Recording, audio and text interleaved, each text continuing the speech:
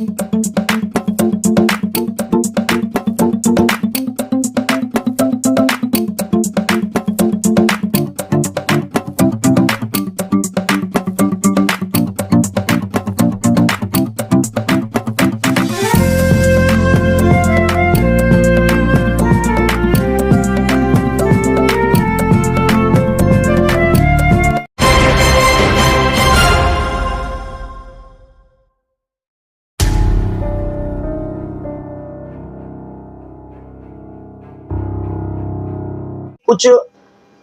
जमीयतुल मुस्लिमीन trust के कुछ सदस्य और कुछ उनके मेंबर हैं जो बेबुनियाद बातें बोल रहे हैं, उसका खुलासा करना बहुत ज़रूरी है।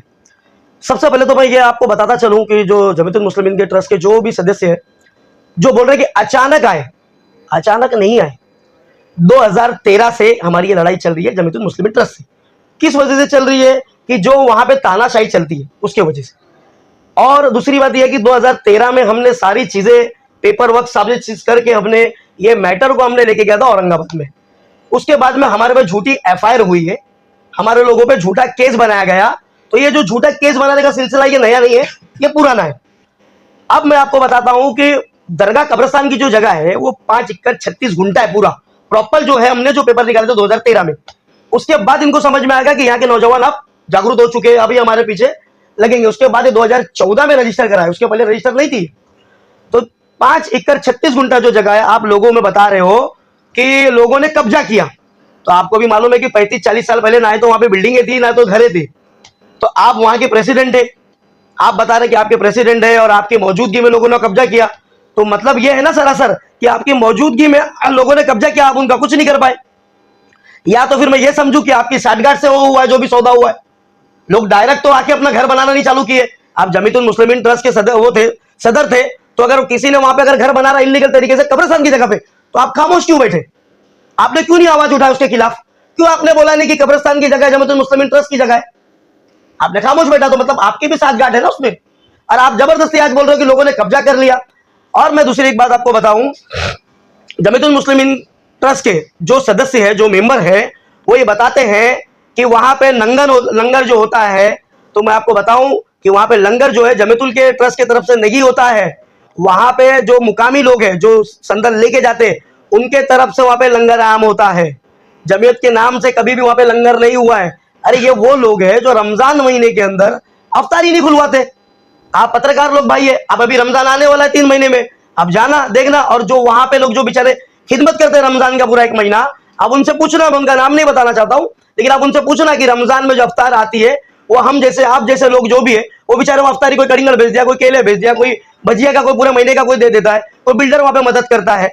और जब से आपने जमात ली हो तब से मेरे को एक आपका काम बताओ कि आपने कोई काम किया। आप बोलते हो कि मस्जिद मैंने बनाया। अरे मस्जिद तो गैसुद्दीन भाई ने बनाया, पहला माला और जो दूसरा माला जो आज बना हुआ है वो गैसुद्दीन भाई की देन है। और जो शेड डालते हैं वो बंबई वालों ने डाले। जो जेंट्स के बाहर जो शेड डाला हुआ है वो किसी बंबई वाले ने डाला है। और लेडीज के बाहर जो लेडीज का जहाँ है दरगाह के शहन के पास जो है, वो कोई नॉन मुस्लिम हमारा भाई है, हमको नाम मालूम पड़ा है उनको, कोई नॉन मुस्लिम भाई है, उनने शेड का काम किया है। तो आप काम करते क्या है वहां पे? भाई ये जिस तरीके से महिला को दफन किया गया है, लेकिन मामला कहीं और उलझता हुआ नजर आ रहा है। देखो हुसैन भाई, ये ट्रस्ट, ये आप लोगों का जो ट्रस्ट का मामला है, जो आपका पहले से विरोध चल रहा है, ये अब उस लेवल पे आ गया है। अब दफन को लेकर क्या आपको बोलना है वो आप बताइए ना। देखो दफन के लिए तो मैं आपको ये बोलता हूँ कि 5:30 बजे उनका इंतकाल होता है। MM विली में जो सरकारी हॉस्पिटल है उस हॉस्पिटल के अंदर उनका इंतकाल होता है। पिछले 1 महीने से उनको एडमिट किए थे। एडमिट के बाद कुछ उनकी थोड़ा सा तबियत में सुधार आया तो घर वाले ले आए थे। फिर रात में अचानक तबियत खराब हो गई तो वो लेके आके एडमिट किए, तो उस हाल में उनका इंतकाल हो गया। अब उनका जो डॉक्यूमेंट जो सारा है, पहले अब तो हम ऑफिस पे जाएंगे। अब ऑफिस पे जाकर वहाँ सारी बातें उनके घर वालों ने किया कि भाई ऐसे ऐसा हमारे डॉक्यूमेंट्स है। तो बोले ठीक है। फिर फोन गफ्फार जो है, देखो हम कहीं भी राजनीति करने हम नहीं गए, मैं एकदम क्लियर बताऊं आपको। घर के लोग हमारे पास आए क्योंकि वो जो सोसाइटी है, अमन सोसाइटी जो है, अमन कॉम्प्लेक्स जो है, वहां का चेयरमैन गफ्फार है। वो जिनके घर में इंतकाल हुआ तो वो गफ्फार को बोले, गफ्फार ने मेरे को बोला। ऐसा करके हमने एक दूसरे से राय मशवरा किए। फिर हम ऑफिस में गए कि भाई 50 मीटर के अंडर में वो सोसाइटी है, 50 मीटर के करीब वो सोसाइटी है, मुश्किल से आप 50 कदम चलेंगे तो सोसाइटी आती है। तो इतने करीब सोसाइटी का अगर आप बोलते हो कि उनको कौशल लेगा, किस बेस पे आप बोले? अरे भाई हमने रात में 11 बजे उनका जो न्यू जो अपडेट हुआ था, जो आधार कार्ड है, हमने उनके जो कमेटी के जो मेंबर्स हैं, जो जिम्मेदार जो आए, वो भी रात में 11 बजे आए। हम कंटिन्यू उनको 7 बजे से फोन कर रहे थे कि आप लोग आ जाओ और यहाँ पे देखो लो, पहले उनके डॉक्यूमेंट्स तो देखो। देखो खड़ी मशीन का जो है ना वो नाम आया है, जैसा कुछ उनके मेंबर है वो बोले कि मैंने उनको कोई दूसरा डॉक्यूमेंट्स मांगा था, तो दूसरे डॉक्यूमेंट्स पे क्लियरली लिखा है, राशन कार्ड पे खड़ी मशीन लिखा हुआ है, आधार कार्ड पे अमृतनगर लिखा हुआ है। रात में 11 बजे जब ये आते हैं, हमारे कुछ पत्रकार भाई भी थे जो यहाँ भी फिलहाल मौजूद नहीं है, जिनने उनसे सवाल जवाब भी किए कि आपको आने के लिए इतना टाइम क्यों लग रहा है, 6:30 बजे से आपको कंटिन्यू कॉल किया जा रहा है, फिलहाल 10 बज रहा है, आप आते हो 11 बजे। और हमने आपको जो अपडेट वाला आधार कार्ड है हमने आपको दिखाया, आपने हमको झूठा आश्वासन क्या दिया कि ये आधार कार्ड जो आपने हमको दिखाया, अब हम नईम खान साहब से सुबह में जाएंगे, उनसे बात करेंगे और इंशाअल्लाह ताला आप अपनी मैयत का जो भी है जुम्मा नमाज बाद आप दफनाने का इंतजाम करो करके उन्होंने हमको झूठा आश्वासन दिया। और हम सुबह में 10 बजे से उनके मेंबरों को फोन कर रहे थे जिसने हमको झूठा आश्वासन दिया। दूसरा जो आधार कार्ड अपडेट किया है वो बाद में किया गया है, वो जो फोन नहीं उठा रहे थे तो नवासे से उनका डिस्कशन चल रहा था बंगले पे जी। नवासे वहां पे मौजूद थे। सबसे पहली बात तो मैं आपको एक बताऊं कि नवासा अगर था कहीं उनके बंगले पे, तो आप जिस दिन से यह हादसा हुआ है उस दिन से रोज आप पत्रकार भाइयों को बुला रहे हो, रोज आप इंटरव्यू दे रहे हो, तो उस दिन आपने नवासे को इंटरव्यू पे क्यों नहीं बिठा? एक तो ये, अगर नवासा वहां जाके आपसे माफी मांगता है तो उनके घर के लोग क्यों आप पे एफआईआर दाखिल किए? फिर 20 घंटे की बात आ रही है दिल्ली में, तो नवासे ने कहा कि मेरे मेहमान लोग आ रहे हैं। नहीं, सरासर गलत है। उनकी जो देखो लेडीज वसीम का स्टेटमेंट है ये, एकदम सरासर बेबुनियाद है और ये गलत है। लेडीज की मैयत, आप सब तमाम मेरे भाई यहाँ जो बैठे मुसलमान हैं, ज्यादातर लेडीज की मैयत अगर होती है तो आदमी रात में ही मगरिब बाद इशा बाद ही करता है।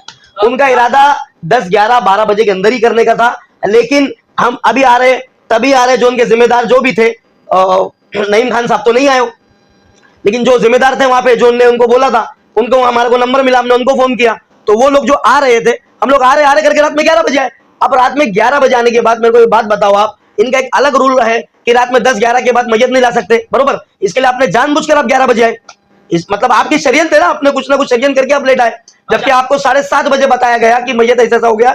डॉक्यूमेंट्स है दूसरे जो डॉक्यूमेंट्स है, जैसे राशन कार्ड है, उनके बेटे का आधार कार्ड है, और वो कोई रेंटल नहीं थे ना, उनका खुद का घर है वहां पे, तो उनका ऑनरशिप एग्रीमेंट आप देख सकते थे ना, बहुत सी चीजें थी। कहना ऐसा है, आप उन पे आरोप लगा रहे हो, वो आप पे लगा रहे हैं कि तो प्लानिंग करके आए थे। देखो सबसे पहली बात तो मैं आपको एकदम बता दूं भाई कि जो अहले ईमान वाला है, जो मुसलमान है, जो ये मैयत को लेके कोई मैयत को लेके आपने ईमान वाला बात की, जी। इतनी देर हो रही थी, जी। तो मुमरा में जिस तक में भी अपना इमाम वली में भी कब्रिस्तान है, वहाँ पे आपने क्यों, हालांकि आप ही शरीयत में भी मैयत को ज्यादा देर तक लेट नहीं कर सकते, तो आप लोग वहाँ तो लेट करने की वजह आपको मैंने बताया ना कि ये लोग हमको 11 बजे तक आश्वासन दिया हमारे, तो अब हमारा घर वहां से 50 मीटर की दूरी पे है और दरगाह करीब में है, और वहां पे उनका घर करीब है, जिनकी नानी का इंतकाल हुआ है, तो वो तो सोचेंगे ना कि करीब में ही जाए, वहां से वो रोज वो फातिहा दरूद करे, रोज उनकी कब्र पे पहुंचे।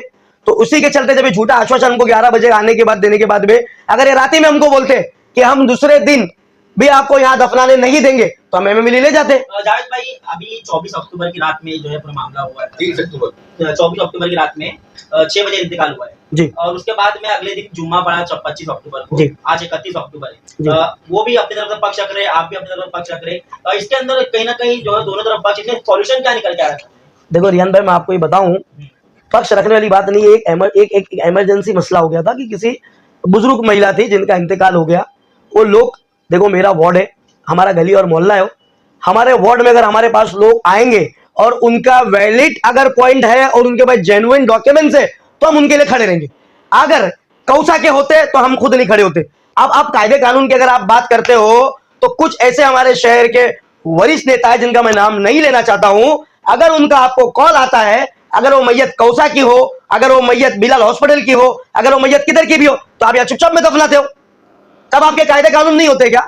मतलब आप भेदभाव कर रहे हो, किस चीज का भेदभाव कर रहे हो? देखो ये दरगाह, कब्रिस्तान, मस्जिद, ये अल्लाह की चीजें है, आवाम की प्रॉपर्टी, लेकिन है अल्लाह की। जब अल्लाह अपनी मस्जिदों में गरीब अमीर को सबको एक लाइन में रख के नमाज पढ़वाते हैं, फिर आप कौन होते हो भेदभाव करने वाले? मेरे को ये बताओ। हाँ, नईम खान साहब का ऐसा कहना है कि ये जब मैयत दफना में आए थे उस वक्त इन्होंने हिसाब किताब कुछ मांगा है और राजीनामे की बात। देखो वो शुरुआत कहां से हुई, उस चीज की शुरुआत कहां से मैं आपको बताता हूं। जब 5:30-6 बजे हम वहां पे गए उनके ऑफिस पे, जब उनको सब चीजें बताया गया तो उनने बोला ठीक है।